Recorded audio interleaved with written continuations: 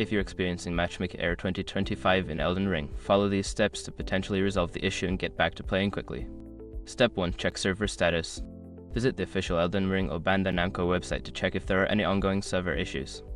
Sometimes, the problem may be on the server side, and waiting for them to resolve it is the best option. Step 2. Restart the game.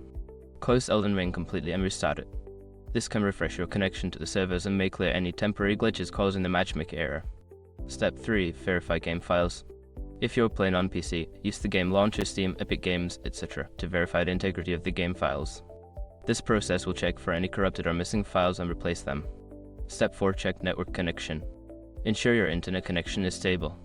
You can try resetting your router or switching to a wired connection if you're currently using Wi-Fi. A stable connection can improve matchmaking performance. Step 5. Adjust NAT type. Check your NAT type in your console or PC settings. A NAT type of open is ideal for online gaming. If your NAT type is moderate or strict, consider adjusting your router settings or enabling UPnP to improve connectivity. By following these steps, you should be able to resolve the matchmaking error and enjoy your gaming experience. If the issue persists, consider reaching out to customer support for further assistance.